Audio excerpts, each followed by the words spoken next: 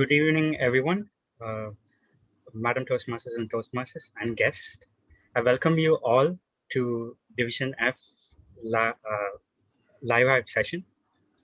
And let me read out the rules for the meeting. We have a few ground rules that are needed to be followed during the meeting. Rule 1, remain muted during the meeting, and you can only unmute yourself when you're requested to speak.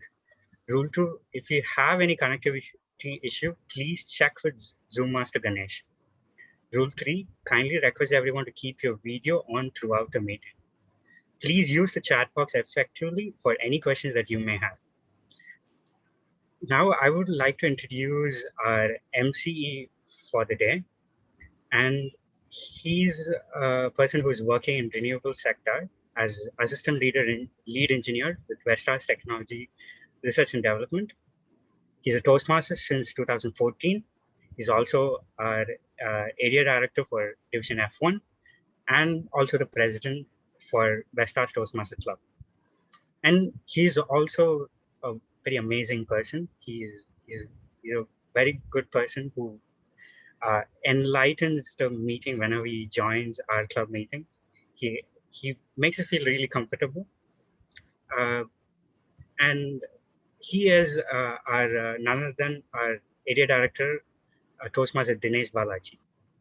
And now I would like to hand over the virtual mic to our MC for the day, Toastmaster Dinesh Balaji. Thank you so much, Toastmaster Jonathan, for the warm welcome. It is heartening to hear from someone to have an introduction of this kind. My dear passionate Toastmasters, welcome to Division F live-hive. We are live right now. The excitement is high, people joining in from across the globe. What not? We had a typical Toastmaster start just before the meeting started. When we talk about the energy levels, it's electrifying. And of course, the passion for learning is sky high in this particular forum that we have. live-hive is an initiative from Division F, where we add different facets to facilitate learning for our club members while we still keep intact the fun element. The mantra of Division F has always been where fun meets learning. If you are looking for a learning destination while you have fun, this is the place and you are here right on. Today is even more special because Division F from District 120 of Toastmasters International is proud to introduce many of our seasoned Toastmasters to a world of accredited speaker program. Many of you might be wondering, what's in it for me? But if you had gone through the email on the handbook, you would be equally excited and looking forward to how to convert your learning to an earning and then probably sustaining. That's what Toastmasters are best at. Without much ado, I would like to first mention specially a warm welcome to distinguished Toastmaster Mohamed Shukri, who has joined us all the way from Bahrain. Welcome, sir. Before we go forward with this meeting, I would like to call someone who's very special in its own way. Our beloved division director, the one who laid the idea to implement a session of this kind for our members. Our program trainer for now is a training consultant, a coach, a motivator, a public speaker, and a domain expertise in voice and accent training. She's been in the L&D field for 17 plus years now, creating, curating, and delivering communication, leadership, and behavioral change model workshops. One of the recent hits was her recent voice modulation workshop that she had. She has been the past area director for F1, as well as the current division director for Division F. So without further ado, may I rightfully invite distinguished Toastmaster Aarti Mangalam to do the honors with the introduction of the star speaker for the day. Over to you, distinguished Toastmaster Aarti Mangalam. Thank you so much, Toastmaster Dinesh, my area director, the chair for this program, as well as the MC for the day. I did steal away the privilege that he normally gets as an MC to introduce the trainer. I said, no, I will do it for two main reasons. Let me start with why we conceived this program, and I promise to make it shorter than a table topic speech. I'm a very selfish person. It was about a couple of years back when I heard about accredited speaker and I wanted to achieve that title. With that thought, just that sole idea of me wanting to be an accredited speaker, I went around trying to get someone to help me, to mentor me. And in that process, I managed to find a wonderful person, Mohamed Shukri. And then I thought, why not, instead of me getting the benefit, out to the entire district? And that's when this whole idea was conceived. And I was very hesitant to ask him to do a session for us today. I thought so many times before I pinged him on Facebook.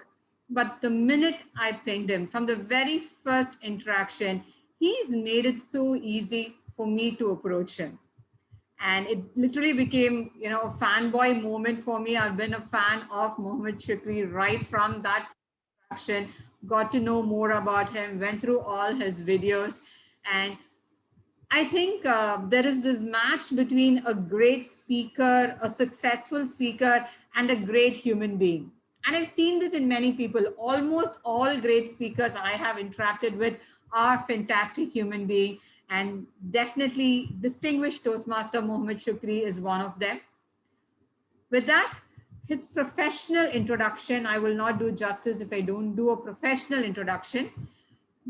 Distinguished Toastmaster Mohamed Ali Shukri is a professional trainer, consultant, and coach. He helps companies and individuals build better communication, positive culture, and innovative performance.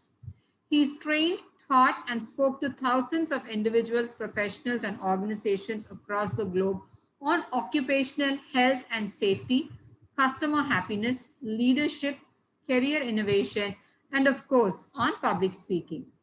He's the first Toastmaster from the Middle East to reach the World Champion of Public Speaking finals in the year 2006 in Washington, D.C. In 2017, he was one of the 8 plenary educational speakers in the Toastmasters International Convention in Vancouver, Canada. In August 2020, Mohamed was awarded the prestigious Accredited Speaker Award by Toastmasters International, making him the 88th globally and the first in the Middle East since the initiation of the award in 1981. I would like to add that he's the second accredited speaker in all of Asia too. He's the founder and CEO of Y-Axis Training Solutions Company. And it's indeed a great privilege for me to welcome to Division F of District 120, distinguished Toastmaster and accredited speaker, Mohamed Ali Shukri. Thank you so much for accepting our invite, and over to you.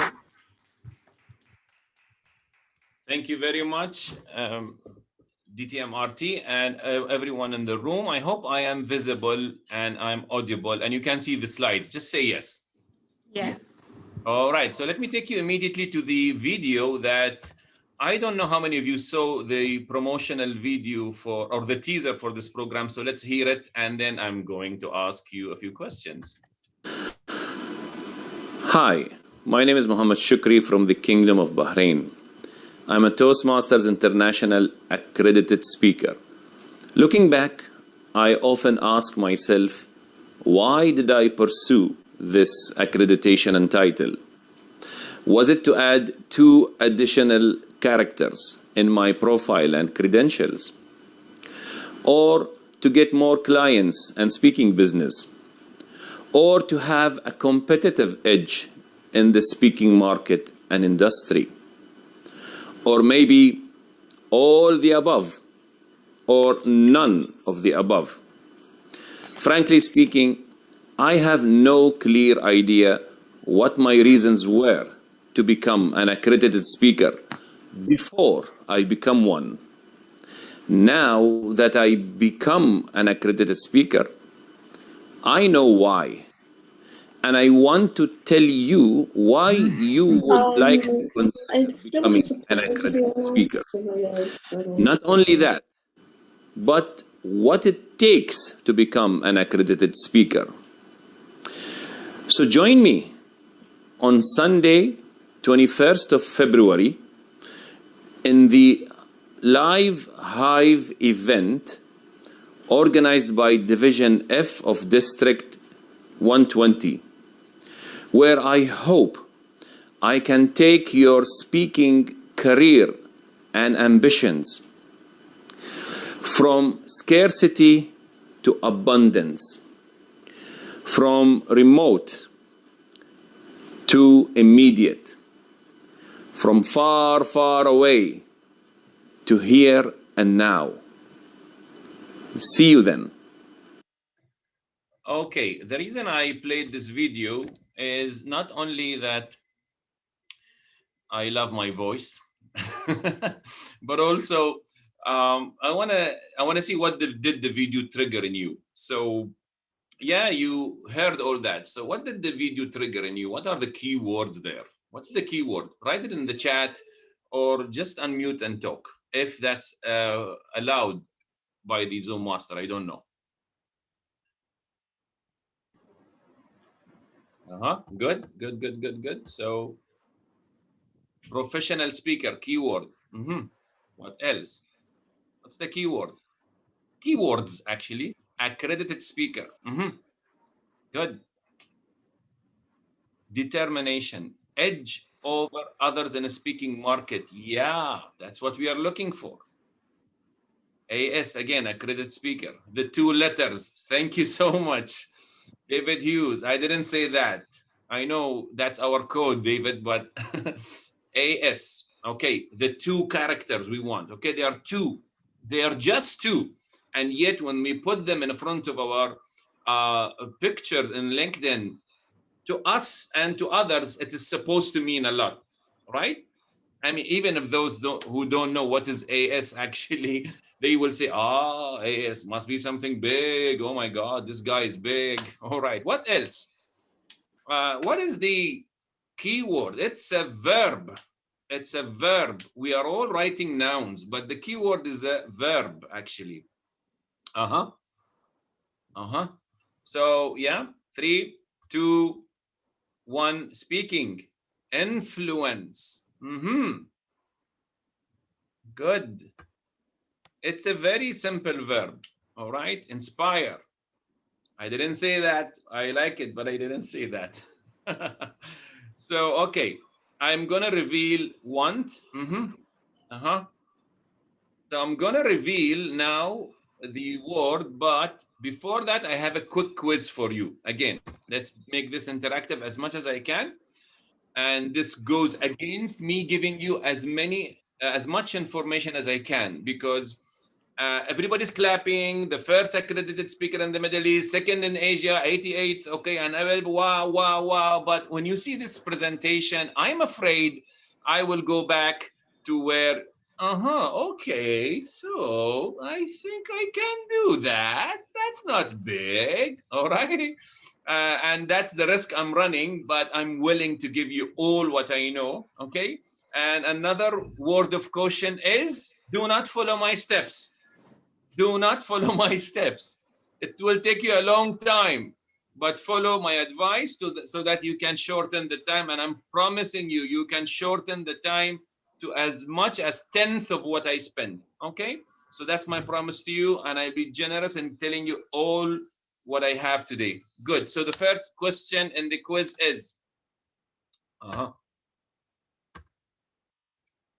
why do you want to become an accredited speaker?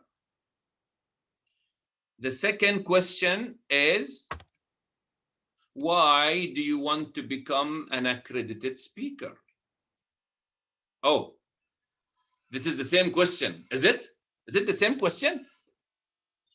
Am I just copy pasting? Same question or no? Yes or no? Yes. Yes. It is the same question. Are you sure? Are you sure? I think there is a capitalization difference. So there is a difference, right? So what's the difference? Other than why? What's the difference between the 2 questions? What is the main difference? Accredited speaker with the capital letters is a brand. And The Title. other one, number one is what? Title. I'm listening. I'm listening to all answers. I think the first one is about you being a good recognized speaker. The second one is an organization that's recognized worldwide is giving you the title and recognizing you. Wonderful, wonderful. That's a good answer, actually, and it's correct. But it's not the only correct answer. We have so many. Yeah, generic versus brand. Amazing, Arul. That's another way of saying it. I want to complete my hedgehog circle. All right, whatever that is. Accredited, but in the first one, you take your time to become an accredited speaker. And the second one is probably time bound. And then you become the accredited speaker. Look at this, man. Look at this. What an amazing audience. You want to listen to me and I'm listening to you. You want answers from me and now you're answering and I'm asking. Beautiful. Accredited got bigger with capitalization. Yeah. So what am I saying with this? Where is your thought process going? For number one, you can speak as many and as much and as, let me say, quality to the degree people will say, of course, he is an accredited speaker. Of course, the way she speaks, she must be accredited. And that's why many people, friends will tell you that to us, you are already accredited, not because they love you, but because they know the material and the substance and the delivery is of accredited speaker, even if it's not capital letter. Agree? Right? So you want number two or you want number one? Which one do you want? Both. Both.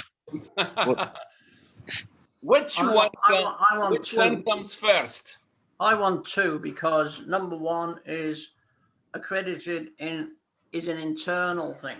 Toastmasters, everyone knows you, know me, know a lot of people. I'm with accredited speakers internally. The other one is externally. Beautiful. Please, everyone, give a big hand really to my friend David because he saw it even in a bigger spectrum. So if accredited speaker is a Toastmasters title, which it is, how can I become an accredited speaker even beyond Toastmasters? Well, for your information, you know it's only Toastmaster gives this particular AS letters. But really, if number two is becoming an accredited speaker by the measures of any awarding body globally, okay, awarding body, professional body, you know, like NSA, etc., then for all cases, for any 2 letters, 3 letters, 4 letters you want to add in number two, there is no way other than going through number one. In other words, you need to become an accredited speaker by doing before you become an accredited speaker by being. So the key word is in my video is become. And everybody wants to be an accredited speaker. But Seth Godin, one of my favorite marketing and branding and productivity authors, say, many people want to be so that they can start doing. But what they fail to notice and appreciate is that you cannot be before you do. You need to do so that you can be. It's not the other way around. So if I wanted to become an accredited speaker and add AS in the front of my profile so that I can get more speaking gigs, so that I can speak more and get more clients, so that I can get the competitive edge, I need those 2 letters so that I can get all of those, then I'm wrong. I can do all that without these 2 letters. In fact, in order to get these 2 letters, I need to do and do and do and do, and then I become. Make sense? You don't get permission. You don't get accredited speaker as a permission to speak. You speak, and then you can be accredited. And as simple as that, and as simple and obvious as this sounds, by practice, it is not common. It's a common understanding, but not common practice. I like to use the words of Stephen Covey. So which one comes first? You be, then you do. You want to get this certificate so that you want to get a professional trainer certificate, you go to the TTT program so that you can train more. Guess what? You can train before that, except if legally you want to get some permission. So you start doing first, then you become. And on that basis, I will take you through 5 stations of becoming an accredited speakers, and I will go with you in this journey backwards, where the end result was in 2020, the AS, the 2 letters that I got and was declared by our international president, okay? What came before that? I'll go step by step back, and in that you will come to learn what it takes in each stage. But again, word of caution, I sincerely have to tell you what it took from me. You don't have to take it exactly a road map.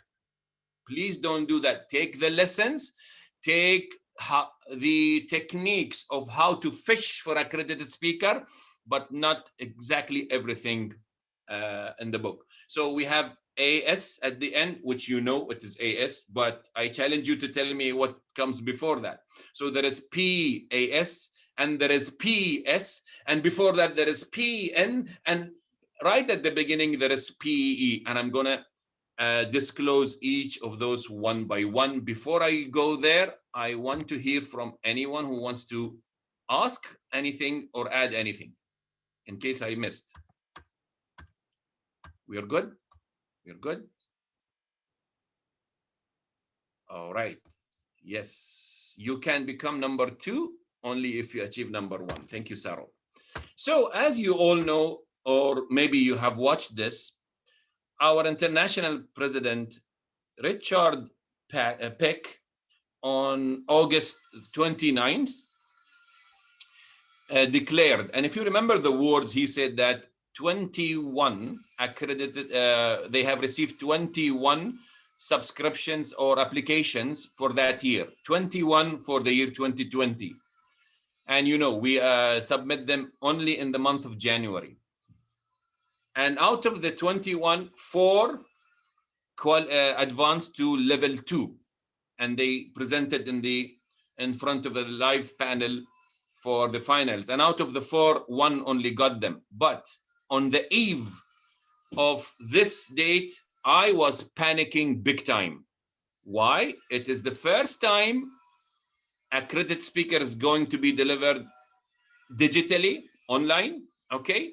And the program that I registered for them, that I delivered, the program was a safety program, one of my keynotes in safety culture, and never ever I delivered it digitally. But that is the COVID year, and I accepted to go digitally. And my delivery was in no way, in any way, matching my physical delivery. I roar on the stage when I speak about safety culture, all right?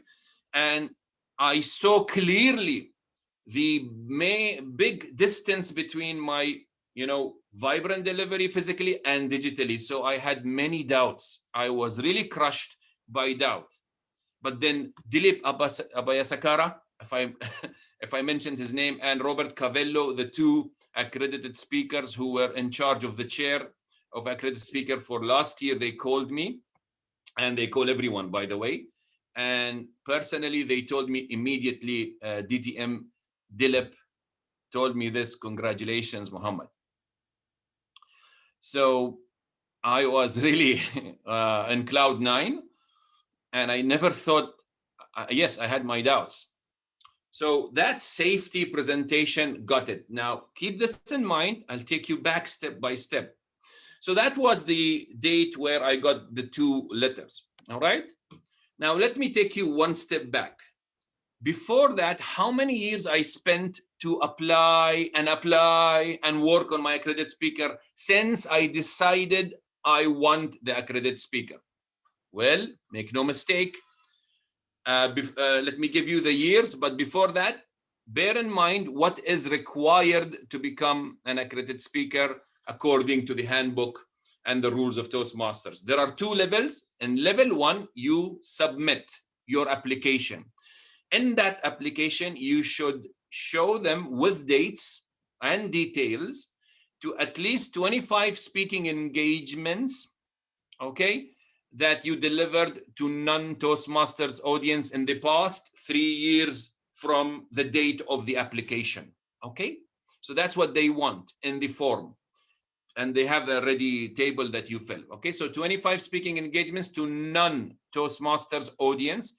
Out of that, at least 15 of them should be paid engagements, all right?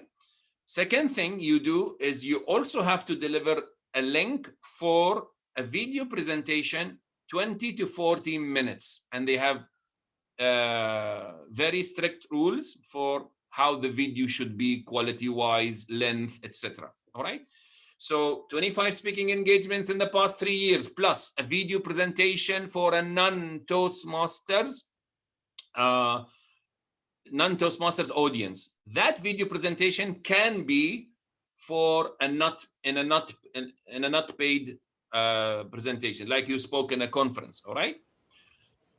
Next, you should also attach this with 5 recommendations from paid clients. 5 different organizations at least have to fill a form which you will give them, and they should endorse you or recommend you. Okay.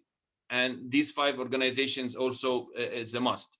And then, of course, there is the application form plus $100. Okay, that's level 1. If everything that you sent qualifies, then you will be notified somewhere in April or May that you have been selected to go to level 2. To go to level 2, you have to pay $150, of course. You have to secure your own travel and accommodation. This year, it will be again digital, all right? And you should prepare to present at the Toastmasters International World Headquarters with another presentation, okay? And that presentation, again, should be something that resembles and represents your line of professional speaking. Now, I understand that someone has raised his or her hand. Who's that? Yes, Shukri, this is Sudhar. I have a question. Please. So I went through the handbook and it says that for level 1, you should have delivered speeches between 20 minutes to 1 hour. So is it okay if I have given a speech beyond 1 hour? Will it be considered? Number 1. Number 2 is, if it is paid engagement, probably if I convert into US dollar, that may be worth of $100 or $200. So is that okay? Or do they have a consideration to define the paid speaking engagement? Is there a definition for paid? Very good. There are updates, which we had a meeting with the council in what we call the accredited speaker town hall back in 7th of January. And there were quite a few amendments, all right?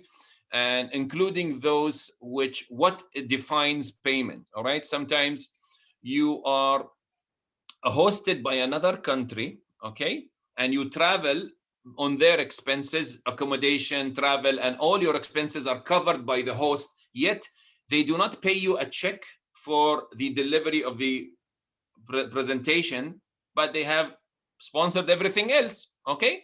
That is counted as a paid engagement. That's one. Now, how much is that, the paid engagement?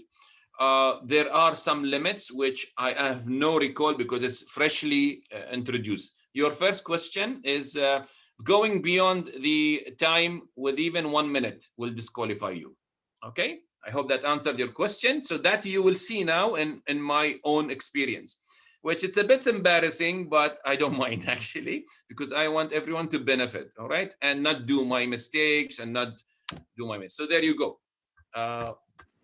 Mohammed Aarti here, I have a question. Please. Now, I'm a trainer by profession. I work with an organization and I do deliver a lot of training sessions and keynote sessions.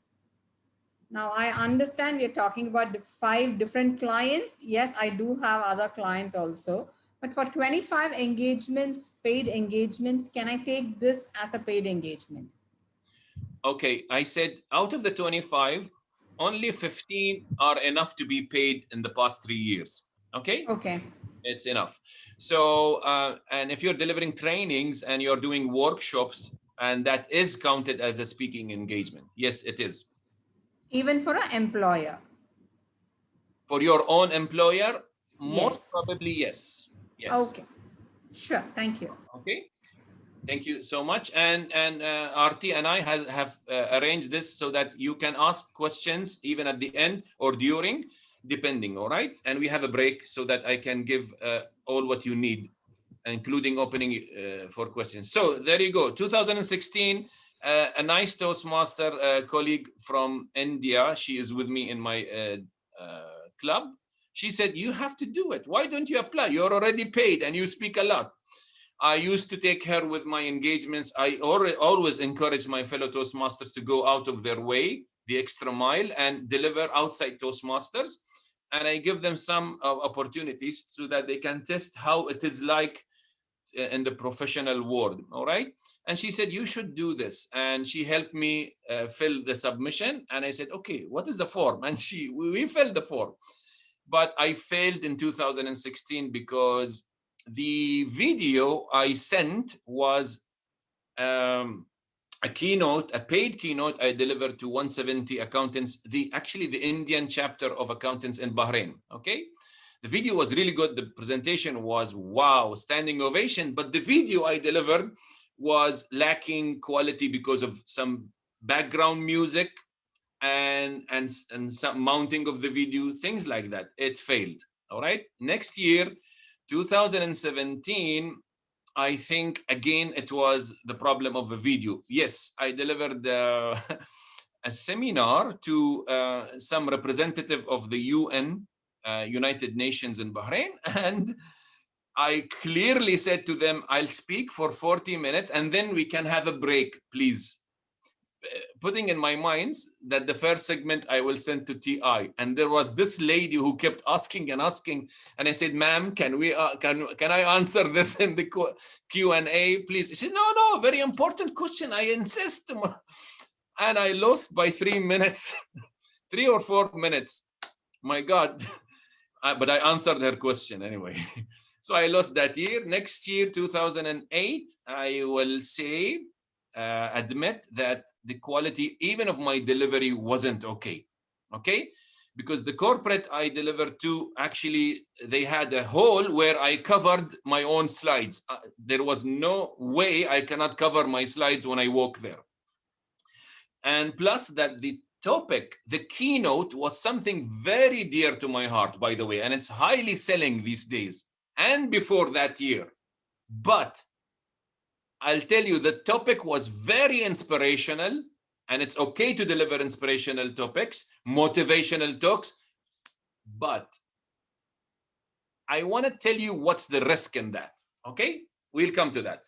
Next year, 2019, I qualified. I sent them a safety paper in a conference, and I recorded it. It was in a big conference, and they accepted it. Safety. Why safety and not motivational? Put this in your head, please. Why didn't I go there? I qualified because, 2019, I travel easily to USA, except in 2019, there is something called travel ban, and for no reason, I wasn't given the visa. You understand what I'm saying, right?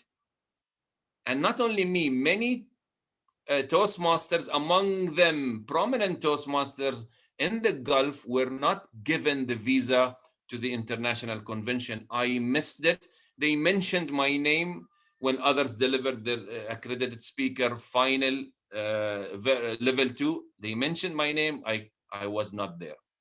So the travel ban reached me. I'm guessing that anyway. But there was no obvious reason, actually.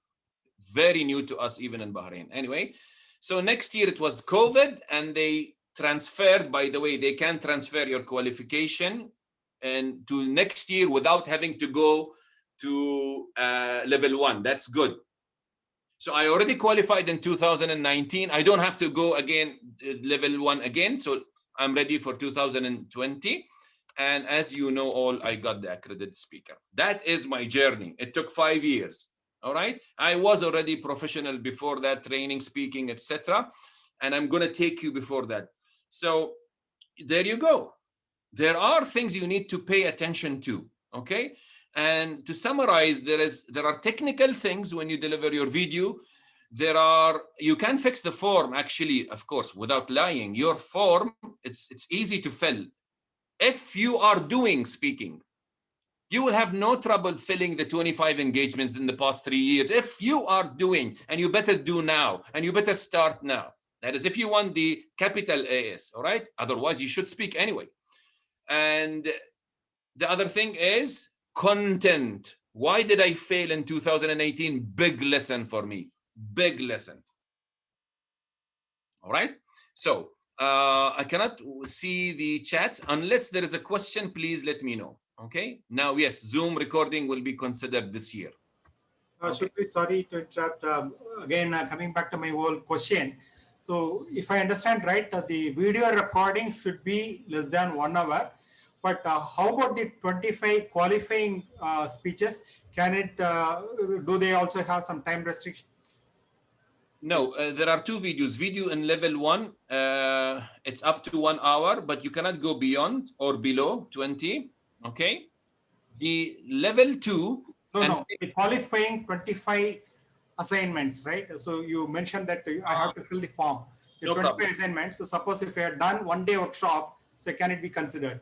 Yes, yes. They don't want you to mention the length of the engagements in the 25 engagements. Okay, good. Thank you very much. All right. So when we were in Vancouver, Mohamed, 2017, Cheryl Rausch and Pat Johnson spoke to me about becoming an accredited speaker on the program and so on. And when I read the booklet, I'm sure there was a monetary amount that you had to earn. That's not there now. When I read the new handbook for the accredited speaker, they don't mention the amounts of money you've got to earn, just the amount of engagements you've got to be paid for and so on. That's a change in the last couple of years, isn't it? Yes, there is no mention, but I need to get back to this. So please, these are the links to go back and check the updated handbook. Now, I don't know if they updated it after they discussed with us in January 7th. I think they uploaded the new one. You keep checking that. But until I submitted and applied, there is no restriction on how. Yes, in the form, you will mention how much you earned for that. Okay?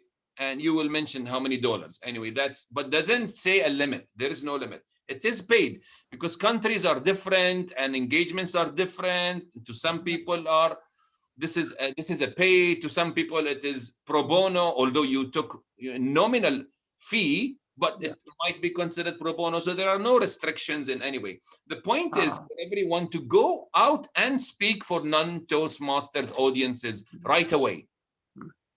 Why? Because we are in Toastmasters not to stay in Toastmasters and speak to ourselves only. With all due respect, we are there to help our communities and world outside. And we come back to our safe zones, learn, so that we apply outside. What's the point of just speaking to our club members and feeling good about it? I agree. Nobody joins Toastmasters to be the best speaker in Toastmasters. You join because you've got a need outside of Toastmasters. Thank you so much. And who's speaking? Because I don't see when I'm presenting my slides. David Hughes. David, yeah, David, I'm sorry. Thank you, David. All right.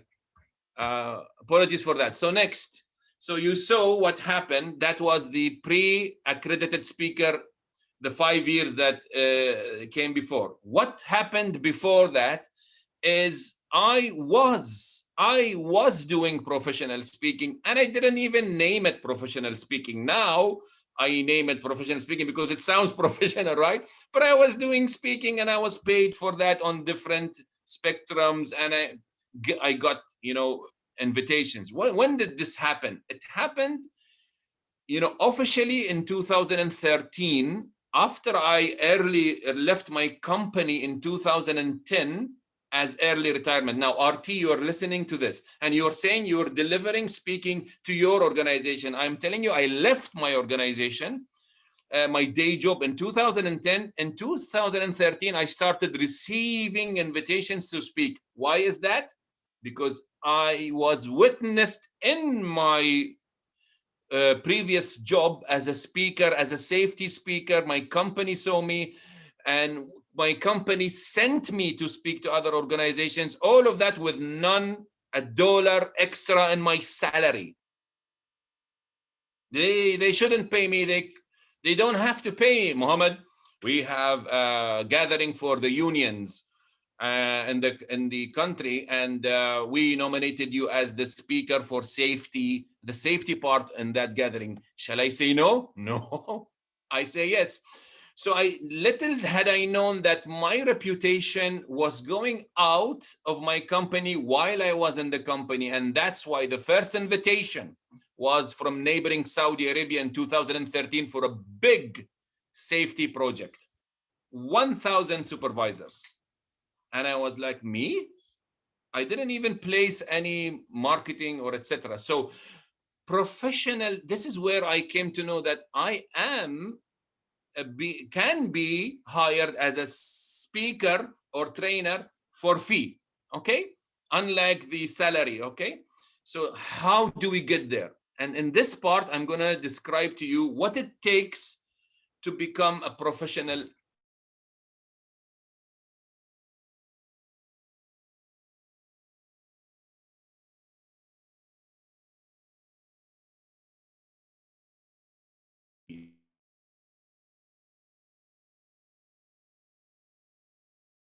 Sorry for that, it might happen, and give me some warning ahead so that we can at least have this recorded for many people later on, okay? So sorry about that. Let me share again.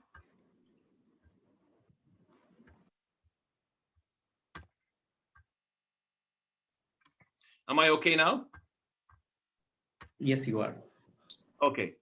So that's my big question to everyone. Why would I want to become an accredited speaker? Because it is testing me to the full extent. So how knowledgeable you are about your subject, they can detect it in the panel. They can detect this, okay? So it's good for you to put yourself to test and push your limits. So a professional speaker is knowledgeable, is a problem solver. You solve problems for clients, companies, communities, anyone who hosts you. You don't only talk. You don't only share a story and give a point. You don't only share an experience and give the message. That's how we do in Toastmasters. But beyond that, only in professional speaking, you must go to a level where you solve the problem of the client. Otherwise, they will not pay you. What good shall I have if I'm just listening to someone who's talking? Do you have a solution? And how will you become a problem solver? I'll come next, okay? Then you need to be someone who is a thinker and insightful, passionate about what you're talking about. You have a cause. If you want to become even further, have a cause. Do you have a cause to fight for or stand for? And finally, experienced. And this is the point we will expand on. Experienced. In what? In speaking? That's different. That's secondary. Secondary. All right. So did we reach to the break time, or shall I go ahead? Go on. You can go on now, unless you insist in having a break. We have another 12 more minutes to go to 7. Okay. So let's talk about your program. your professional speaking program, what makes a signature substance for a professional speaking program? In other words, what do you need to achieve? There are three aspects, main aspects. If you secure them, your speaking program that you pick, whatever topic it is, whatever niche or industry it is, then it will be successful. All right, and you have more chances to get paid, get hired, invited, and even the accredited speaker. All right. Originality. We start with originality. They are the three L's. Number one, your substance must be something that is lived versus just narrated, just lectured. Lived versus lectured. We lecture about many things. Because we lecture a lot about so many morals, concepts, we like to believe that we have lived them. We have not lived them. We are good in preaching. We are good in saying things that we have not, lived. That's the best word I can think of. So what the question, keywords are: have you experienced what you are talking about? Have you encountered? Have you endured? Have you entered? Have you exited? Sometimes you enter an experience and you stay there. That's good. That's still eligible. Maybe you failed in an experience. You have not exited, but maybe you have exited in another way. You have become more wise. Okay? Have you earned the right to speak about it? Have you eyed it, which means you witnessed it at least? All right. So number one is lived. The second L is learned.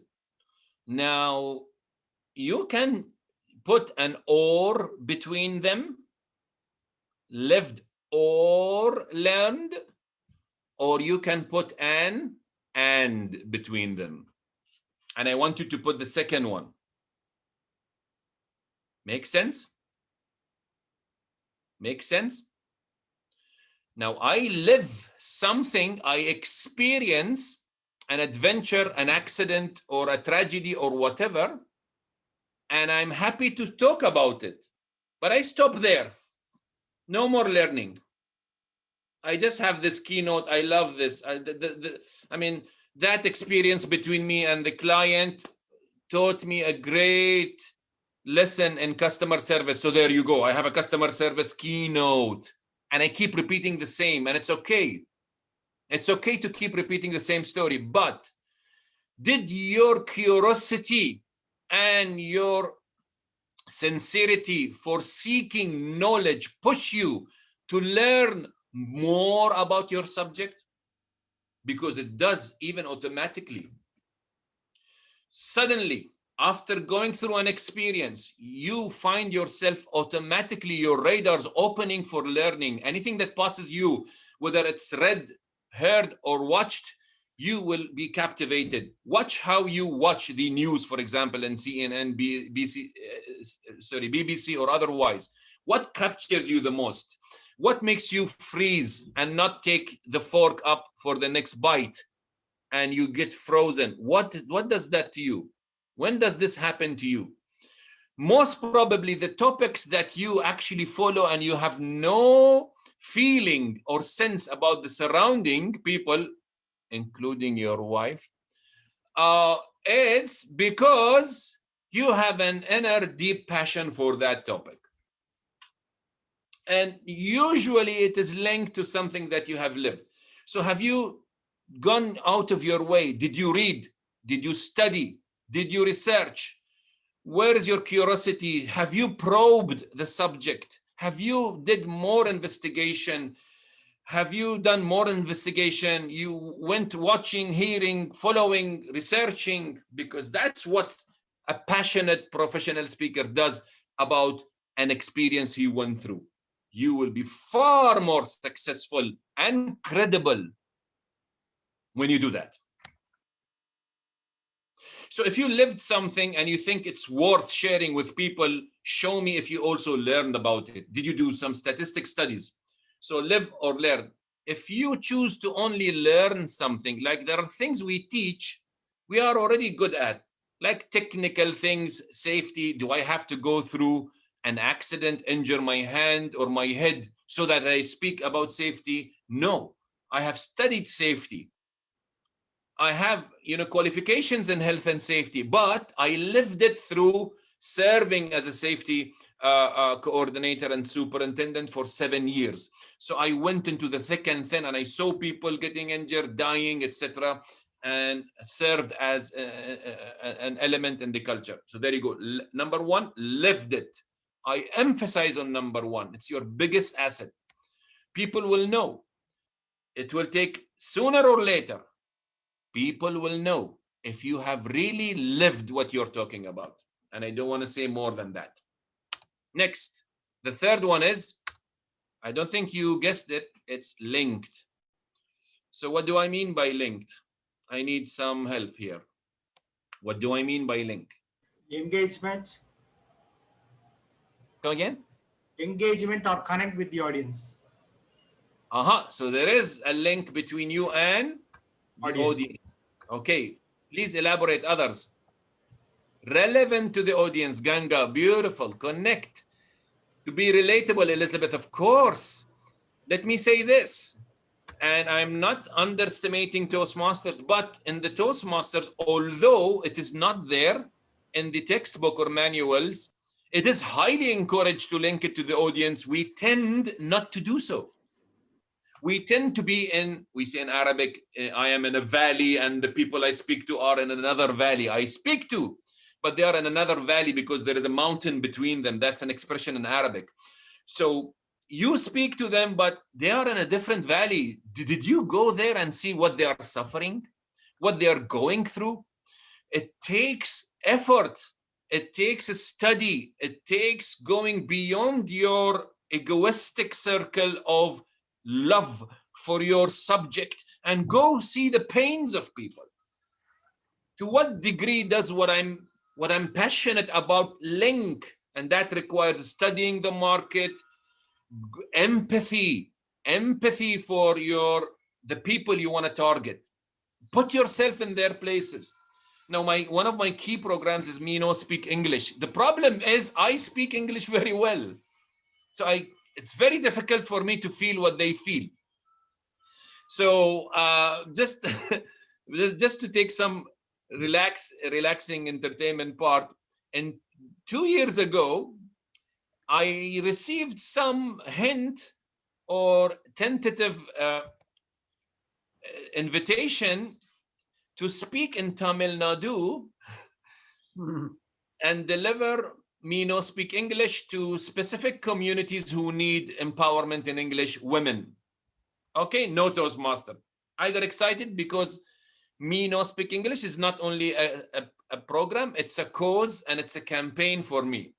I live it as a campaign, as a vision in my life to empower people. Now, this is the first time I'm doing it for non-Arabs. So what I did, I went to learn Hindi.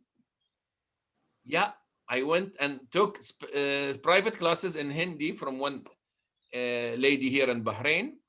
And I said, okay, I will speak little Hindi during Me No Speak English, because that's what I do in Arabic, actually. I don't speak English.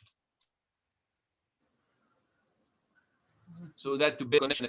Oh my God, although we speak Hindi in Bahrain, to a degree, and we get along with our expat friends, believe me, it was so difficult to learn a new language.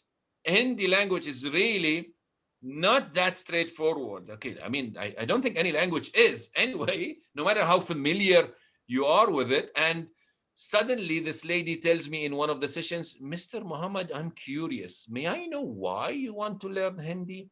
So I told her the reason. I'm going to Tamil Nadu. And she told me, Tamil Nadu, they don't speak Hindi. They don't speak Hindi. Nothing else to say in it. I mean, maybe they know, but that's not the language. I don't know how much I paid, but I learned the lesson that it's not easy really for my audiences. So are you linking it to people or not? Okay. I know Elizabeth, my friend, has invited me officially to go to Kerala, but I'm not learning Malayalam. No way, Elizabeth. Okay. I'll come there, but so do you know their needs, their pains, their problems, their complaints, failures, faults, facts, figures? Go do the whole homework. Go do it. That's what makes you because I'm an entrepreneur, I have my own company now. I came to learn also that speaking is not like speaking business. That just speaking as a passion is not enough. You need to link it with the market and the needs of people. So if you want to become if you want to take speaking as your business, you need to do the third L. It's not enough. Learn that the hard way, guys. Did I miss any L? Did I miss any L before we go to the break? There is one L. Some of you definitely guessed it. And it's what? Go for speaking. Aha. So your signature program must be lived, learned, linked, and loved. Not necessarily. Please, although I talk about passion and speaking, it is only one piece of the jigsaw. So do not put love as the overall main prerequisite to select my speaking program. I hope I said this clearly. Must be lasting as well. Lasting, so as we can earn lots. Beautiful, David. So on that note, funny note, let's take a 5 minutes break. They brought my tea, but I didn't drink it. So can we have 5 minutes before we go to the next stage? We have the least left. I mean, not much. Next, I will talk about how to identify where in your profession you can find opportunities to speak. And that's how I will help you actually squeeze the distance and time, okay? And reach where I reached in far less time than I did. It's because I'm looking now backwards with your help and with your courtesy and lovely engagement with me today. Thank you very much. Thank you so much, distinguished Toastmaster, for setting up the stage. I think a cup of coffee would definitely go a long way. And please ensure that you do not leave the meeting. Please be back in 5 minutes. These are challenges with online meetings. People hit buttons and they are gone. We'll catch you back in 5 minutes. May I tell you an interesting story about how I was paid for 12 months for 3 hours every month, and I actually only did 9 hours and got the same amount. That's good business. Yes, please. Okay. I was asked if I would speak or work with a corporation. I do 6 or 7 different workshops, and one of them is personal influence. And the boss of the company, who I knew, said to me, I'd like you to come into the company, David. This company's got 26,000 people in 16 countries, based in Australia. And he asked me, would I come into the company and teach a diverse staff to be able to speak to managers and higher ups succinctly and clearly? And I said, I could do that. How often would you like me to come in? He said, well, maybe 2 or 3 hours each month. I said, okay. He said, what would that cost, David? Now, I'm someone who just loves doing it, so I was never sure about what to charge. But I said, what's your budget? He said, $9,800 Australian dollars. So I said, I'll come and do that. So I went in the January and I worked for 2 hours. February, 2 hours. In March, they told me they were having a meeting in Sydney and the people wouldn't be there. Would I mind not doing it in March? No problem, I said. In April, they asked me if one of their staff could assist me and learn what I knew. No problem, I said. In May, they asked me, would it be okay if I did it? I said, yeah, fine. Now, here's the thing. After that, I didn't need to go back. And they'd paid me in January up front. And they said, you've been paid. Is that okay, David? No problem, I said. The following year, they asked me again. Gave me the money up front. Only this time it was $12,000. And I only did it for 12 hours. And the main lesson I gave them was this. When you're speaking to management, they're very busy people. You need to be clear. You need to be succinct. You need to be brief. So when they ask you the time, tell them the time. Don't tell them how the clock works. That was the main lesson. They all learned that. Now they've got the lessons. They know what to do. The managers are happy, and my bank manager's happy too. Thanks for listening. Thank you so much, David. That was an enlightening way to have a break from what we have been hearing. In fact, it's in line with what caffeine or whatever the chai that we have been having in right now. Thank you so much for sharing your live experiences here with us. My pleasure.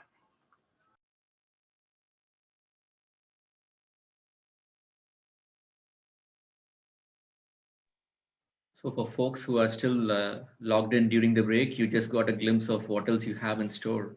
So that's a sneak peek for you. Please utilize it.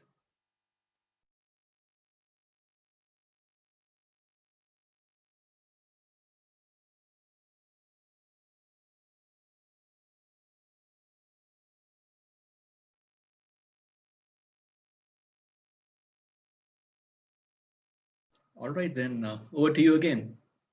All right. If there are any questions, please mark them, because I know you will anyway, and unless we can answer them immediately. So before I move on, what do you think is lingering and not being pending and not being answered or addressed? Anyone, please. I would like to make a midway assessment of what you need. Remember, I am linking what I know to what you need also. Okay, so please feel free to write in the messages in the chat, and my friend, the Zoom master, will read for us. Dinesh, right? You're Dinesh, right? Yes, I'm a Toastmaster and not the Zoom master for today, but definitely we will assist along with the Zoom master. So please feel free to add in your queries, and we'll pick them in the order that we receive them. Karakti.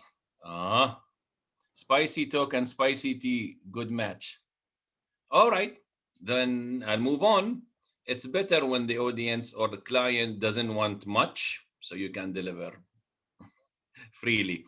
But that also shows that I am being able to answer, I hope, a lot of your queries which were not posed. So next thing we have covered, going backwards, we have covered AS and then pre-AS and then professional speaker. Now the PN was actually one word, profession. So professional speaker, you go backwards, it's profession. What do I want to say about profession? Maybe this is the biggest lesson I learned in my journey, which I didn't know this much only in last year. So looking back, the profession we really underestimate the amount of years, the amount of life, sweat, heart, mind, soul we gave for our profession. This is very common in young and adults, as I encounter both. Everybody feels unsatisfied, and the numbers say this very well, about their jobs. 80% of people are not engaged or dissatisfied according to stats in America. All right. And also there is a language, encouraging people to be revolutionary against their work. It's slavery. It is blah, blah. It is, leave your work. You'll be free, financially free, and all that. Sorry to say. Okay, peep. You traded your life, most of your life, to serve. Now, if that, it doesn't look very attracting when it comes to corporate terms, like I'm an employee, I'm just an employee. Well, think again. You have served. You have given away a lot of your talents, not away actually, you have invested in your talents. Your company, your job has invested in you, and you think this was exploiting, and you think your salary was given in return for giving away your talents. You have not given away your talents or skills. Now they call it talent management, right? You have not given them away. In fact, they paid you to teach you, to improve and build your talents, and you became so much professional and expert, but you don't call yourself that. Neither does your company, because your company doesn't want to let you go. And hence, when we are there and we feel unsatisfied, ungrateful, and that's why gratitude is very important. And that's why we know that many of our leaders, spiritual, religious, political, they were doing work. Look at Gandhi. He was working. He was serving.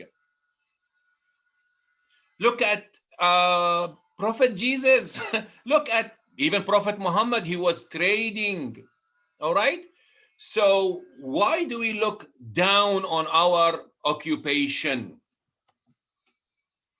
And hence, when we want to become a professional speaker, we look outside there. What to speak about? Professional speaker, you think Tony Robbins, right? You think whatever champion in the world championship, Dhananjaya or etc. And you think professional speaking is about delivering motivational talks. That's a result. That's a reward. That's what you get to do when you start doing something else. That's my picture in 2006, probably, or 7. But in 2004, when I joined the safety department after 10 years as a worker in the shop floor in the power generation segment, I was promoted to the safety department in a supervisory level. And that's why my helmet is not khaki color, not beige color, but it's blue. That's management stuff. And what am I doing there? I'm going to different departments. I am speaking, guiding, instructing, motivating about safety, and all the thing. And I do this on a daily basis for different levels, and starting from contractors to management staff. I have to do this every day. Okay. So, and I joined the Toastmasters Club in 2004, which was initiated by a South African Toastmaster, but also he was our safety manager hired. So 2004, Ron McKinnon, a CTM, which means competent Toastmaster, or a CC now, he opened the Toastmasters Club and he said, safety staff, safety squad, you should join the club because I want you to be powerful and inspiring in driving the message in safety. And guess who joined out of all the 30 safety coordinators across the company? One person only joined.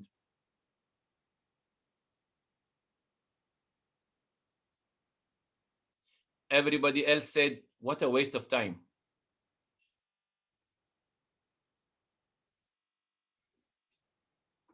So I joined, and in line with my duties, I applied what I learned in Toastmaster and I applied it there. So my profession was safety, but speaking was also there. I had to. Now you will say it is your nature of your work to speak. You are lucky. Guess what?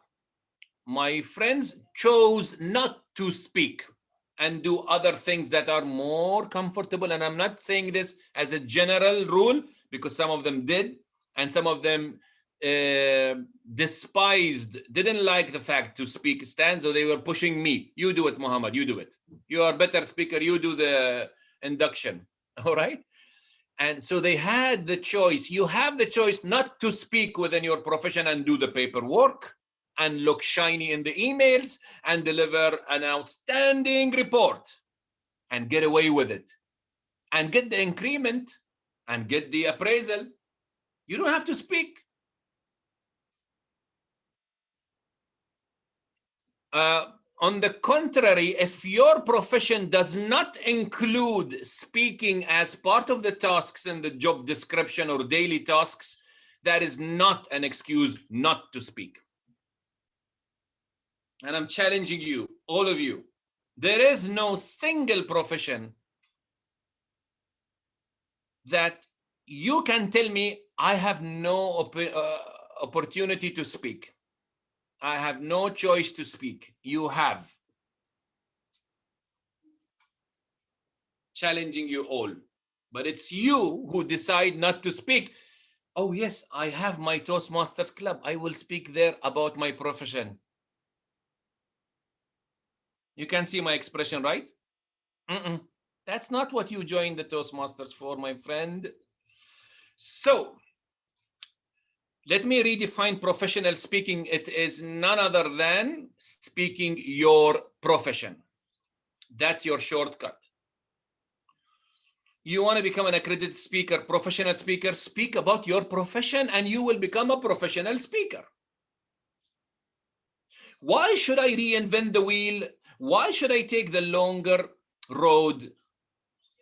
Why should I imitate others and go and speak about inspiring talks? Yes, I do deliver. You know me delivering inspiring speeches, but you don't know me in my own world, parallel world, which is occupational health and safety. That's what took me up. And I didn't know this. I wanted to go to the accredited speaker with a motivational speech, the one and only, which David saw and he loves. And it is paying me. It paid me high. It paid me high. I delivered it there in Colombo, but it paid me high here. And yet, my coaches, including Paddy Kennedy, strongly advised not to give my video as the one and only. I was so passionate about it. I know I'll burn on the stage when I do that. But my close coaches said, Mohamed, speak about your profession. And guess what? The video I submitted in 2018 was the one that I delivered in a safety conference. And I'm looking at the video today, by the way, and I'm saying, what?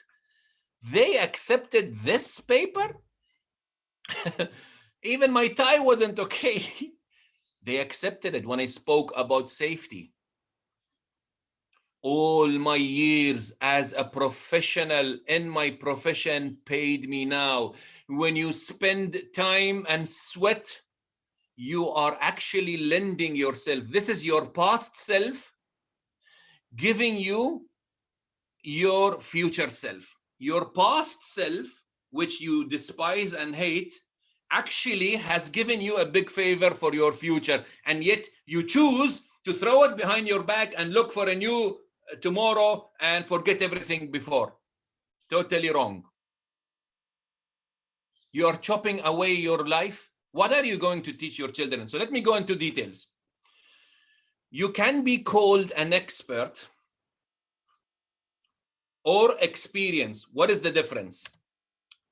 Expert means academically you are expert in your background. You have knowledge, you have achievements, awards, and experience. Now, this experience is different than the experience I'm about to share. So there is E and E, expert. All of this goes under you being an expert. A speaker must be an expert in his topic. Must be.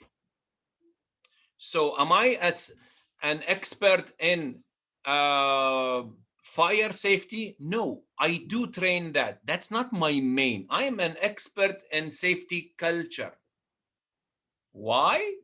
Fire safety, I have learned it. I have not lived it. Safety culture, 7 years. I lived and learned it and I linked it. And it even got me the accredited speaker. So first list is, what are you expert in? All of this you should cherish. Experience in the bottom of the list is the number of years. Okay? That makes you an expert. But the other experience is this. What are the situations you have experienced within your job, within your profession, whether it's part-time or full-time, and sometimes as a freelancer, you're doing the same, because I do safety consulting now, and I'm not working in my day job, but I do give safety consultation. So what are the situations you are facing or maybe fixing? Incidents you have gone through, and the presentation is incidents. The project that I did gave me the presentation you saw in the finals, the challenges you have gone through. So these are other experience, quote unquote. You look at this. When I spoke to the Kerala DTM guilds, a doctor there told me that I don't have anything to speak about. I said, how long have you been? If some of you attended that, how long have you been in medicine? He said 30 years. I said, haven't you ever come across something that you remember until now, a situation which taught you a lesson? That question immediately brought an incident. And he talked about a patient who had heart problems and they fixed it in a different way, and he learned something and he delivered the talk right there. When he finished, I told them, that is a signature talk, man. Everybody clapped for him. Why do you need to meet me to identify a situation? And in 30 years, you want to tell me that's the only situation you learn from? So expert is something, experience is another thing. Combine both and you are ready to speak professionally, brother or sister. So let me say this in another way. This is one of the surveys I did before I delivered this talk in District 20. And I asked everyone, what is your job? Okay, look at these jobs. Look at these occupations. Scan through them. You might be one of them or close to one of them or none of them, but you have an occupation, don't you? Okay, so can you do a favor for me and type your occupation, previous or current? Go, type it there.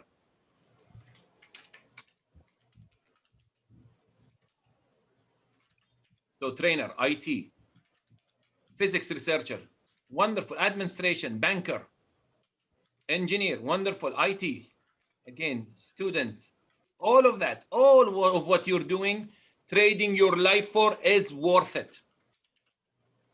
Everything you do, bridge builder, look at this. Okay, previous teacher, renewables, technical lead, design, electronic design engineer. Wow. This house today is full of hundreds of years of experience and expertise. All right, so look at this. Now let us take a, who is this? DTM Sundram, refinery engineer, trainer and simulator, oil and gas practice. Sundram, can I say Sundram? Yeah, Sundar, you can call me Sundar. Please join my session on 13th of March in Malaysia. You will benefit a lot, okay? Sure, absolutely. It's for people who say, I have so many things and I don't know what to do with them, but that's not your question, I know. It may be. Okay, so what do we do with all that? Good, so let me just draw a circle here. Let's just look at them, okay? At any one of them, what can they speak about? Well, they can't speak about a lot, all right? Any of them. So if you choose any one of them and in your mind, choose your occupation and come with me in this small exercise, all right? So the bigger circle is profession, which you call trainer, IT specialist, or project manager, or whatever, all right? So that's your profession, the biggest circle. Within your profession, there's a smaller circle called expertise. Remember the first E, expertise. And remember the academic, how much you learned, how much you studied, the courses you attended, the training they sent you, the on-job training, the awards and achievements and all that. And the number of years, this is expertise. So there is a profession and there is your expertise within it. Next, within your expertise, which you look at, I'm sorry to say, you look at your expertise as a merely 2 pages CV, correct? Now I want you to look at it differently. Look in your CV with an eye that does not read between the lines, which reads between the lines. You cannot write in this experience, you cannot write it in your CV. It will take long. If you want to add the second E, the situations, projects, the problem you faced and fixed, blah, blah, blah, blah. Actually, you need a book, not a CV, right? But you only write your expertise in your CV. Guess what? That is not what's going to promote you. That is not what's going to take you to the professional speaking. It is this circle, experience. Remember, what have you lived? Am I ranting and rambling, or I'm making sense? Somebody talk to me. It's digital. I can hear you loud and clear. To first clarify, because you must be wondering if you're even being heard here. And or maybe it got disconnected, maybe. All right, am I making sense? Okay, so do we know the difference between expertise, CV, and experience? Your life, your wisdom, your so many encounters, the things that happened for you, not to you, for you. Everything you went through happened for you. That is not mentioned in the CV. And because it's not mentioned in the CV, please do not devalue it. If you want to become a professional speaker and solve people's problems and heal their pains through your speaking, this is your circle to begin with. But there is another one within the experience.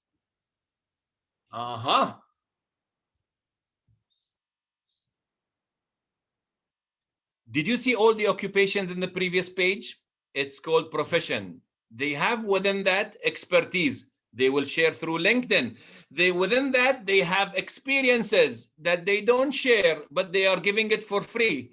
But there are only a very small segment of all these professionals who chose to speak. And they are 5% maximum. If you do that, if you decide to be the 5% of professionals who will speak their profession, I mean, what are the chances that you will be contested or championed, or even there is a competitor for you? There is none. There is none. Almost zero. Because the experiences you went through in your job are unique to you. And if you decide to speak about them, there is nothing like you out there. You are the one and only in your line of speaking. And yet you choose not to do that. And you want to be another Tony Robbins or Dhananjaya, or for that matter, Mohamed Shukri. Stop doing that to yourself.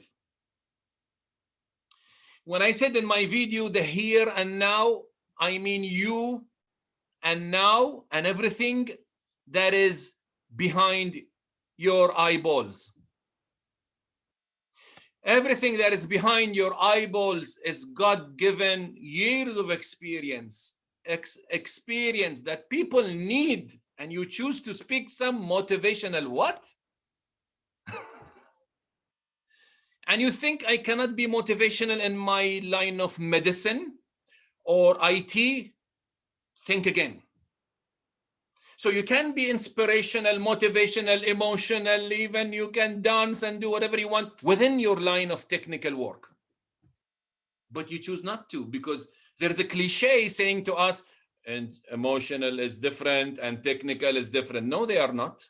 I deliver food safety, by the way. I'm a food safety specialist. Health and safety.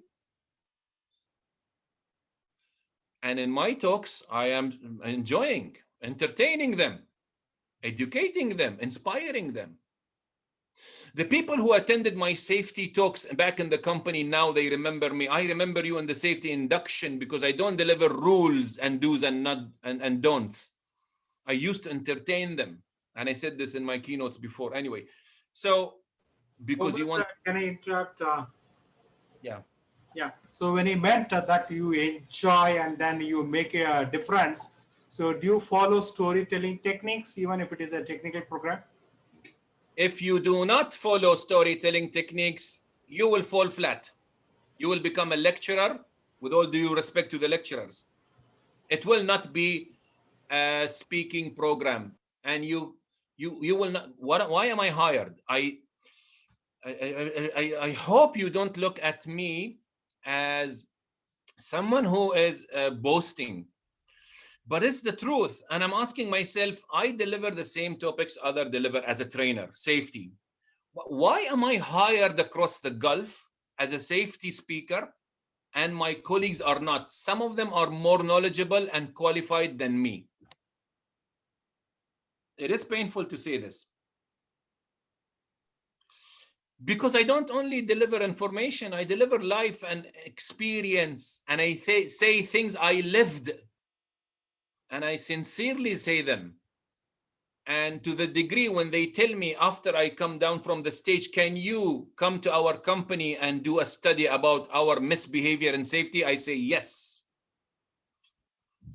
You have to be that good, that knowledgeable, and you have to have lived and learn your topic to the degree if they tell you come to our company, we need more consultation, you say yes. If you cannot, that means you were only talking machine.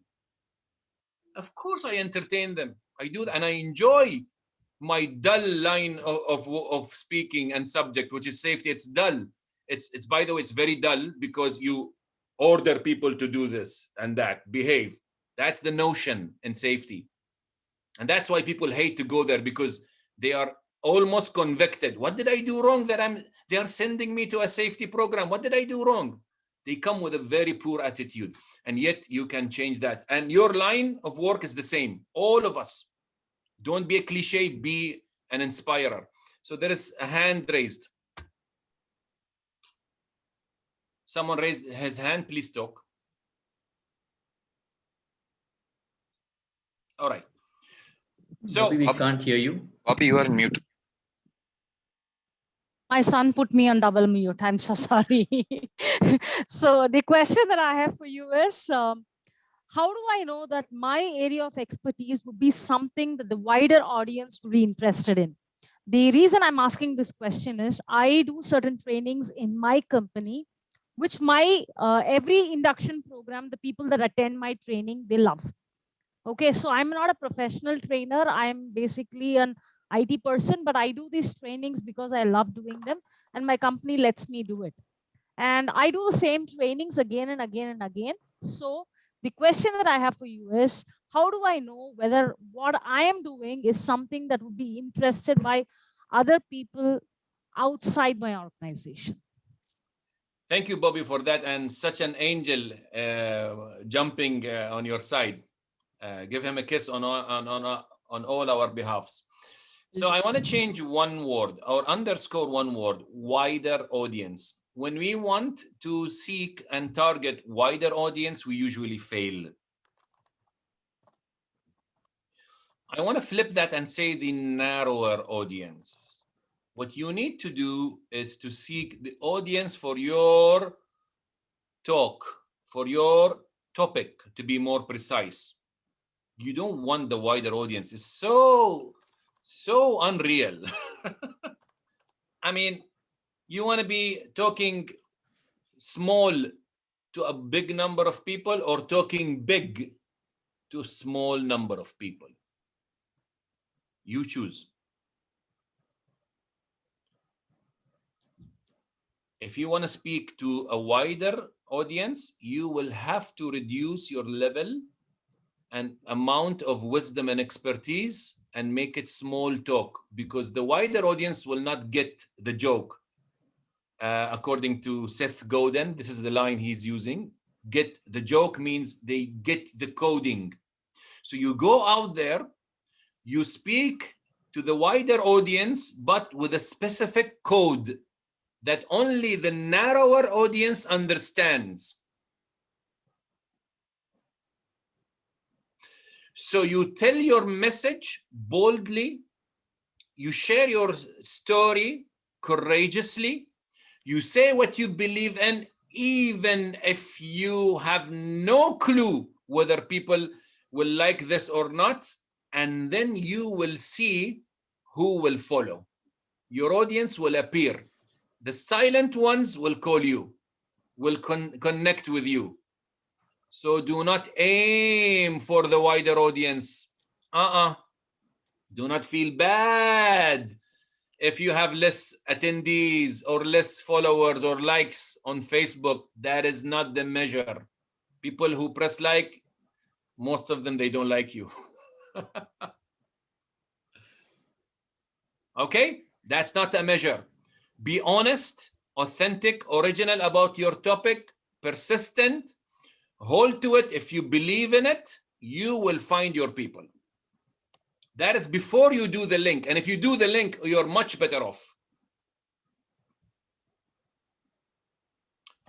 Serve as Douglas Kruger, multi-publisher of books, author of books. Douglas Kruger, you know him, he's a Toastmaster from South Africa. He says, do you want to solve, listen to this as an entrepreneur, and it applies to speaking. Do you want to solve big problems, a small problem for many people, or you want to solve big problems for a small number of people? And he gives an example. You can open a shop to sell spice tea and karak tea, right?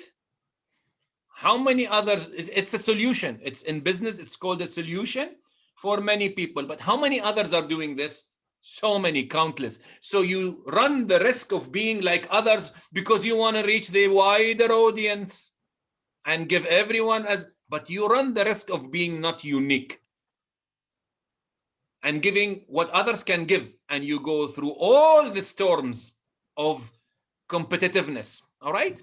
Or you choose to solve big problems for few people. And the example he gives, you at your line of work now, day job, you are doing that already, aren't you? Aren't you solving problems? Because an employee, the other synonym is a problem solver, by the way. They hire you for that. If you cannot do that anymore, get ready to get the notice. I'm sorry.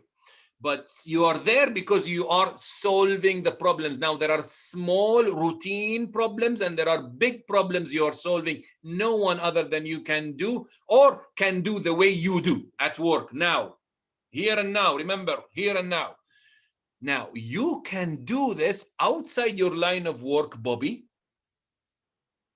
whether during your day job now, and I'm not saying to leave, or part-time, or when you decide to leave, but those are big problems. And very few clients will want that. Not the wider audience, but there is a big problem you are solving. Capture that. And don't be feeling sad that you are not hired by everyone. Actually, few is enough. That is how we solve the problems. That is how humanity prospers.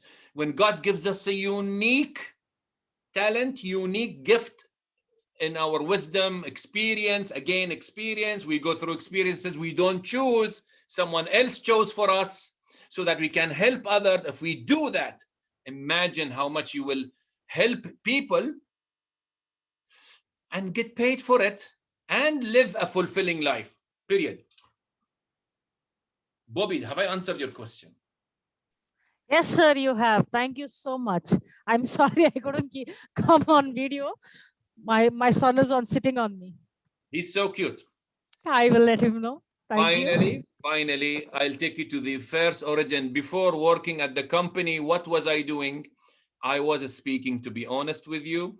So actually the big glory and glare around my head has gone, because I started speaking when I was a teenager, when I, just went into, they asked me to be an MC. I was doing all MC for 12, 13, 14 years before I joined my company anyway, and during that.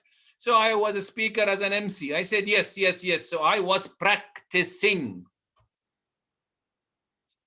It's a long journey, right? I decided to practice, and I was practicing speaking, not knowing anything about Toastmasters. I was too young. And then I went to the company as a worker. I kept speaking pro bono, pro bono, pro bono, pro bono, pro bono until in the safety department. Then after the safety department, I became a professional speaker and then accredited speaker. And then there you go. Practice. You need to keep doing. That's the whole point to end my seminar. That's the whole point. You need to keep doing, then you be. Okay? So after all these years, this is me back in the company on the left-hand side in the power station as a worker. My picture is when I joined the company. Oh my God, I was so young and handsome. Oh my God. And then all these years, then in the safety department, then there is on the right-hand side, it's me, nervous in front of the camera, speaking to the panel in 2020, delivering my safety message, which I was delivering pro bono. I was just speaking and not knowing where this is going, actually. And yet it paid me. Outside and inside Toastmasters and in the accredited speaker, finally, this is me in the studio or in the small room. This is how they introduced me. And this is my cover of the program, A Safe Shortcut to a Safety Culture. Hundreds of times I delivered this outside, not knowing I will need it one day in accredited speaker. But my past self has been very generous to my current present self. So it gave me the experiences I needed. Every day you are doing something, you're learning from life. God is carrying you on his hands. God is teaching you from every single experience you're going through. Please do not discard that. You never know when you need it. And it's not about the two letters. It's not about the characters. When you get the AS or the CSP, Certified Speaker Professional, it's all about serving people at the end. So are you serving people now? In your work, be an angel and spread and serve people and speak to people. You will not get standing ovations. You will not get the clapping or the motivation you get in your club, but keep doing it. It is rewarding regardless. It's not so fancy outside Toastmasters, I know, but that shouldn't be a reason not to go beyond your borders. And this is where I become an accredited speaker. This is the background. That is my journey backwards. I took you and how long. And let me show you the judges' feedback. I was astonished. Dilip telling me that you have got the accredited speaker was one thing, but going through the judges' feedback to me was also mind-blowing and eye-opening. This technical presentation, this is something I ran away from during my accredited speaker. It gave me all this feedback. Read with me. These are excerpts from the feedback of the judges. I'm okay to leak them, of course. You were talking dry, work-related stuff, but made it interesting. I don't know the judges, of course, they are uncovered to me. Simplified an important subject and really engaged audience. And look at you. Now imagine you receiving this feedback because it applies to all of us. It's not only me, IT or otherwise. Anytime someone can take something technical and present it well, it's a win. Your skills in telling a story. I did tell a story, my friend Sundram. I did tell a story. You can go there and watch it, by the way. It's on the YouTube. Are effective. And you did so with enthusiasm evidenced in your voice. Okay. And I loved the creativity of that's the shortcut I used. I appreciated how Mohammed demonstrated how his presentation relates to the outside world. All of that comes with what you pay for it. And some of the feedback, I'm just showing you the question, would you hire this speaker? That was one of the questions for the judges' sheet, by the way. Would you hire this speaker? Briefly explain why or why not. and I want you to reflect on this by doing it now without having the judges. This is how they judge you as a professional speaker. So do it now without submitting or applying. Okay. Yes, your passion and energy around gaining a safer workplace is inspiring. You cannot fake passion for your profession. If you choose your profession, which you have lived and learned, you cannot fake it. You will be authentic, and you can guarantee that. Absolutely, he's excellent in his niche. What is your niche, sister or brother? What is your niche? It's not only profession, but it's also experience and expertise. Yes, clearly has background to teach topic. When they see your presentation, they are seeing your background. Does your presentation in your line of work tell the audience how credible and experienced you are? It must. It will, if you follow the 3 L's. Now, anyone I train for a conference or anything, like they are non-Toastmasters, I make sure they don't deliver only a presentation or what they know, but who they are. The presentation should show who they are in a very subtle way, but very necessary.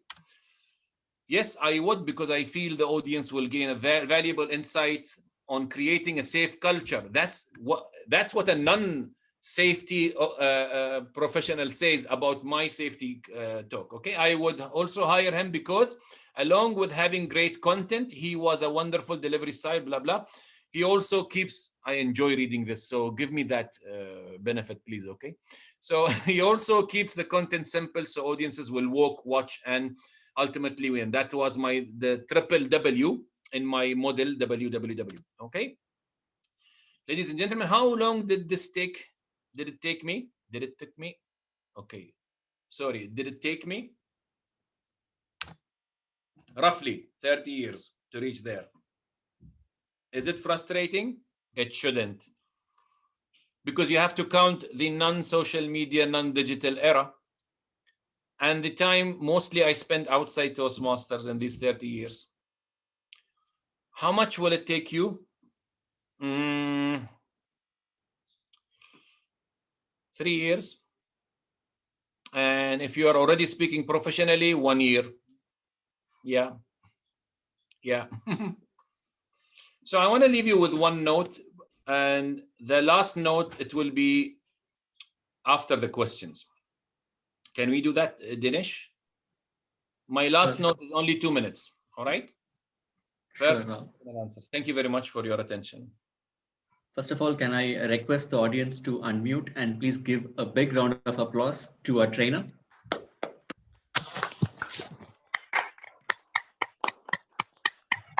Thank you so much, distinguished Toastmaster Mohamed, and an accredited speaker certified by Toastmasters International.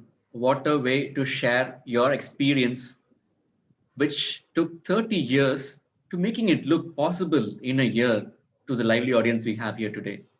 So while we wait for the panel of questions, may I request our Division Director, distinguished Toastmaster Aarti Mangalam, to run us through the Q&A session, please.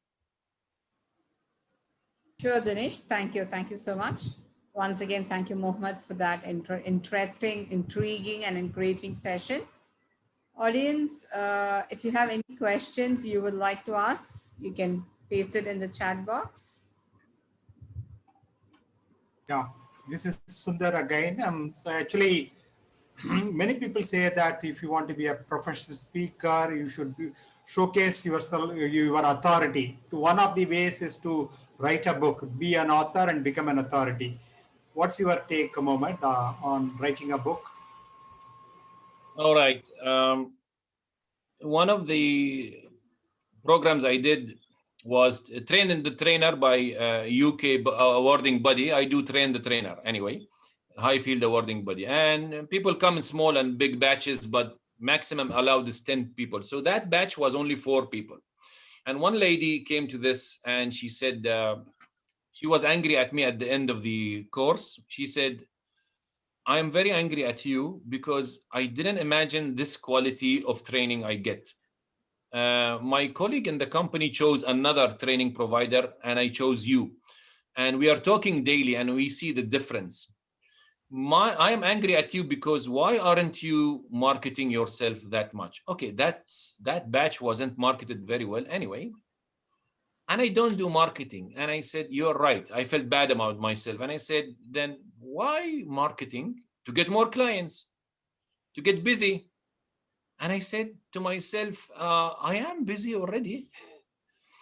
My phone doesn't stop. My calendar is crowded already. Why do I need to go out? It is happening. And of course, I understand we should not underestimate the power of marketing. Sometimes marketing is not to get gigs and engagements. Sometimes marketing is just to stay as a brand. But brand was before I know all this, by the way. By doing, I became a brand. I didn't know I became a brand. And in my niche, anyway. In my niche. So, Sandram, to answer your question, I don't have a website yet, and I did not publish a book, and I'm not the world champion of public speaking. I didn't get the title. And up to August 2020, I was as busy as I am now. The one thing that really spread me was every time I speak, I mean, not fully perfect, not ideally, but for most of the time, I apply my rules in delivering something I learned, lived, learned, and linked. I make sure I don't go out of that. And I don't speak about anything and everything, by the way. Only what puts me on fire, I feel strong about it. There are so many, there are some characteristics I teach and I emphasize on, not to go outside those if you want to be hired. So every time I speak, that's my marketing. Every time I deliver, next conference, I have another invitation, or a company wants my services privately, etc. And people call for training and speaking. And I did, when did I pause and look at all my Instagram, and they are very poor. So you show me who you are through your speaking, and that is happening only when you start and do and speak. Period. Guarantee you, you will be higher than higher than higher. Thank you, Mohammad. Thank you so much. Fantastic. Thank you, Mohammad, for answering that question. We have Rashmi Raghav who wants to ask a question. Rashmi, can you unmute yourself and speak? Yes. Thank you, Auntie. Hello, Hi, Shukri, sir. Rashmi, before you ask, please tell them about our event in Malaysia, if you may. Right, sir. Everyone, we are organizing an event on 30th of March. I have shared the details with Dinesh as well, and I'd like to share you a poster. Please allow me to share my screen, please. I need to come back to my slides later. Okay, go. I will unshare. Okay. Okay, Zoom sir. Master, can you give host access to Rashmi? Yeah, thank you so much. We are having three very esteemed speakers for this event. One is Mohamed Shukri, sir. Shukri, sir, was the first prime. I wanted to have him since a long time. So he is already there. Second is Tammy A. Miller. And third one is Kishwin from our own district. So I have shared all the details with Dinesh. Please do come and learn from these eminent speakers. I will be there. I'm the keynote of that session. So I'd love to have you all there. Sir, my question is, when I was listening your full session, the second most dominant word was the profession. Okay, we need to speak our profession. We need to, utilize that platform and all. Sir, in my case, I want to be an AS speaker. This is one wish inside my heart. But I'm 36. I have worked only for 2 years as a teacher in India. Only 2 years, sir. After that time, that was only 2011, 12, and 13. Since that time, I didn't get any opportunity because I shifted to Malaysia. I cannot work here legally. I'm at home. I'm enjoying my time with my kids and just spending my life as a housewife. But after joining Toastmaster, now I'm learning to train the people. And I have founded a company recently with my friend. in that we are working and framing contents towards the youth. We are targeting the youth, sir. Just training, leadership, communication trainings and all. So this is, I am just on the initial phase of my next working era. So sir, what would you like to advise me to use this platform as my profession, and in which direction I should move so that I can be there? I mean, not so early, I know, but how can I frame my direction for AS speaker utilizing this platform? Okay, good question. My short answer is you better. I'm so sorry. Hello. My short answer is you better start now. Because when I say 3 years, doesn't mean it has to, your 25 engagements have to go back to 3 years. They can be all in 1 year, can't they? So you start speaking now. You can compile 25 engagements in 1 year. So you better speak more now if you are in a hurry for applying in 2022. That is January 2022. All right. So you do more of that. The other thing I want to emphasize is profession. When I say profession, it's more broader than your daily job, day job, or occupation. And I give the 3 L's as your guideline to achieve. So anything you speak about, if it is lived and learned and linked, it is as powerful as profession, by the way. Because it became so entrenched in you, it became so you, to the degree they call you, she is an expert on young learners, blah, blah. He is one of the accredited speaker was speaking about his autism. Definitely autism wasn't his day job, definitely. Right, sir. He got the year before me. He got it. Tom Island, he's there. Right, sir. So right. That you don't have to be restricted, but I'm saying what you're doing at your work is probably the treasure you're sitting on and begging something else from others. That's my point. The profession you are sitting on or have been sitting on, it is definitely the first thing to look at. Right, sir. Right, sir. Understand, sir. Thank you, sir. Thank you. Over to you, Madam Aarti. Thank you, sir. Thank you, Rashmi, and thank you, Mohammed, for that answer. Any other questions? I've got one. You can read them if that. I've got a quick question. If you had to choose one quality, apart from empathy and the ones you've mentioned, that you had to develop quickly to become a professional speaker, what is that one quality? Please. In one of my programs, for professional speakers, I introduced the 5G, the power of 5G. Okay, and I hope I can remember them, but to me they are very important. So I can say generosity.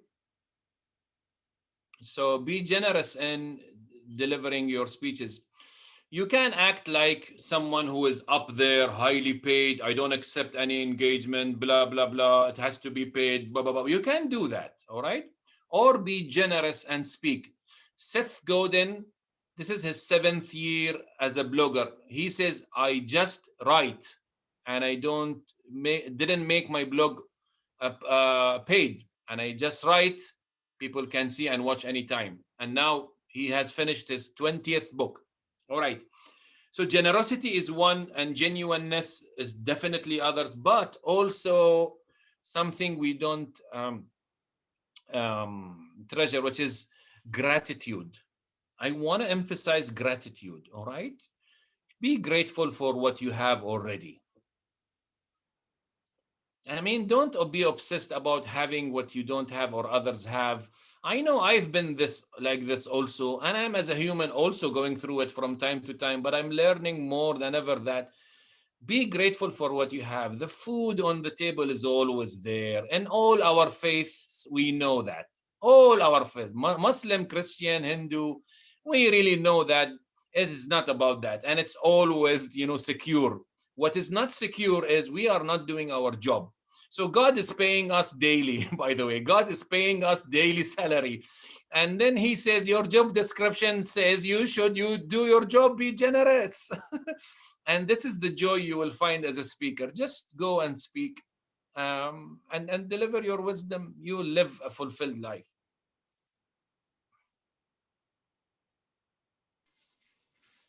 I think gratitude is the best thing that, for me. I'm grateful I'm still here. I'm grateful I have all these Toastmaster friends. Grateful I'm your friend. And it took me a while, but these days I'm so grateful for what's happened, you know. Magical. I can see that. Thanks I can so much see for that in tonight. your posts, in your picture, and your words, my dear friend. Missing you. Thank you for that answer. Definitely gratitude is something we would be taking away with us today. I have a particular question regarding AS itself. Now, for most of the Toastmasters roles, we have mentors, right? Could it be at the leadership track or the communication track? So if I'm interested, I'm very serious about applying for 2022. I'm sure many of us here also would be interested. And so we are looking at a mentor. I did write to Toastmasters International 2 years ago, asking if they could appoint a mentor and help me with a mentor for accredited speaker. But for some reason, I did not hear back from them. So what do I do? How do we get a mentor? You visit the website I mentioned there, www.accreditedspeakers.com. And my colleagues there offer themselves as mentors or beyond mentoring. The details are mentioned, all right? So there is mentoring and there is coaching. Mentoring is we mentor you through the application. We check your application and we see if it's fitting or not. Are you ready for that? The wording, all that's mentoring, and we are not allowed to charge any fees for those. The coaching, however, is when, and it's not there, it's between you and the accredited speaker. It's when he coaches you through your detailed preparation and performance and quality of presentation, etc. So for this year, for me, I have declined even the invitation to become a judge for level 1 because I'm doing my MBA, basically moving to a new house. So I keep my training only for professional speakers, and the things I teach in professional speaking apply largely to you in the bigger picture. But for me, I'm not there. So many of us are there. They are ready to help. I'm so feeling sad I cannot be there to help for this year. Sure. Thank you. Thank you so much, Mohamed. Any other questions? Let's have one last question because we are at the 8 o'clock mark.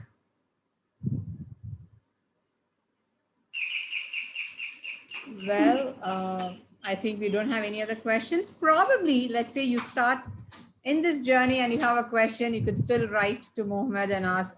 I'm sure that's a privilege we could request of you. And with that, I will definitely be sharing my gratitude in a detailed mail later on. But let me take this privilege to thank all the members who were here listening to us, spending this Sunday evening with all of us. And a special thank you, a heartfelt thank you to our trainer, Mohamed Shukri. Allow me to share my last message. Yes, please. You can continue. Shall I? Yes, please, of course. Thank you very much. I am doing that now. So the 30 years can be less, of course, if you start right now, and you don't have to start from scratch. You can go back to your life and gather all what you know and put it into work right now, not from zero. All of you are professionals already. So all of you are AS small letter. So you do that, start doing that, all right? So what I can, what I covered actually is from here and there, which I cannot elaborate, but in my other programs, these are the names of the programs, I do elaborate more because there are things to talk about here and there. And for example, why should they pay you to speak? Okay, 10 commandments if you want to go professional. Okay, that's a 1 hour program. And the other program is for those who want to go to turn, show me the money, okay? Show me the money, how to turn your speaking from a passion to a product and a business through all the technical details. There's also the life in your speech. It was a keynote in Vancouver, but it's also a program to help you find exactly what fits best as a signature speaker. There is a model and there are, a funnel to help you find exactly which niche makes the best opportunity to go out and choose as a speaking. It's a short workshop, but it's a practical thing that you have to do work with me. And there is the top 10 secrets to speak from the bottom of your heart. That is my master class. And this is all what I learned in my life to speak from the bottom of my heart. And it's not emotional and inspirational. It's rather all of you, how you comes out and become a speaker who is always, I say on fire. I like to say this, on fire, regardless. And the 10 ways to determine that. It's a program that needs, only few people. And finally, Need for Speech is for people who are just too busy. So it's a one-day program to put your ideas into a speech, because you have good topics, ideas, you speak from the heart, but you want to put it in a keynote style. So how do you do that? So these are available. Okay, it doesn't mean they are paid all, no. All right, but just I want to say that I couldn't cover everything in this, and I want to thank RT. And this is my my email anyway, because I don't have my website, by the way. It's soon to come. All right. So last quiz is, why do you want to become an accredited speaker, and why do you want to become an accredited speaker? You know now that one leads to two, and you know now that which one leads to the other. Which one comes first? It is do. So start doing, go and do. All right. And I wish you all the very best. Thank you very much, and have a lovely day ahead. See you later, brother. I'll be in Bahrain next year if planes take off. God will. God will. We start our vaccinations tomorrow for people over 80, so I'll get mine next month, I suppose, or the month after or something. Can't wait. Can't wait to get away. Thank you so much, David. Right. Yes, I think yes. I think all of us are looking forward for the lockdown to be completed, that we come beyond all the virtual barriers and boundaries, and then we connect what best we are as Toastmasters. I mean, Zoom is great, but it's not like being with the people where they are, it is good. But it's also an opportunity to meet great people like you all that wasn't possible otherwise. Yes, I wanted to say this badly, Danish. Thank you so much, Mohamed. Thank you, everyone. Thank you. Can I share a few? Looking forward to see you again very soon. Can I share a few words before we wind up? Yeah, I know it's a few minutes beyond 8, but it wouldn't be fair if I don't do that. So all of us have been seeing either Distinguished Toastmaster Aarti or myself as the front face for what we have been seeing as a seamless event. But in fact, we did have an excellent team. I would say rather a fraternity of members supporting the cause, starting from our Zoom master, Toastmaster Ganesh Muthu from Speak to Lead. Our Division F PR, Mohamed Shoaib, I still try hard to say Mohamed Shoaib while I still know him as Momo, the way he does wonderful flyers for us and does the PR work. And it wouldn't be fair if I do not talk about our young and energetic Toastmaster from KC Youth Masters Club, Toastmaster Anirudh, who has patiently been the timer with all his virtual background from US, which he has been sporting for quite some time now. Thank you so much. And I also extend my heartfelt thanks to all the area directors and division directors. And in fact, I realized that it is no longer a D120 event. It became an international event, and thank you so much for all the collaboration that we had today. A few highlights from our speech today from our distinguished Toastmaster Mohamed Shukri. 3 L's of learning is something which we loved the way. For people who started with where are we in terms of our journey, compressing it all the way from 30 years to showing a possibility of what's possible in a single year in a session of 2 hours is something really amazing. And also, when you talked about the link part in your 3Ls, you did an amazing job in connecting to the language Hindi that you tried learning when you had to visit into Tamil Nadu. For people who ask, how does anecdotes help? How does personalizing help? You could give no better example than this. You just nailed the heart of emotion of Tamil Nadu people here at District 120. Thank you so much for being a patient explainer, running through your journey, answering all our questions. Maybe I will request for a couple of words from our division director before you wind up. Please do stay back for a quick photo session, which has been requested by our division PR, Momo. And please do feel free to share your comments in the chat box. Thank you, Dinesh. I would just like to say a heartfelt thank you to each and everyone who made the session possible, the organizers, the trainer, and most importantly, the members who accepted our invite and who attended this meeting. I will connect with each and every one of you individually for a special thank you. But right now, let me make it quick, but it comes from the depth of my heart. Thank you so much. And let's go for a group pic.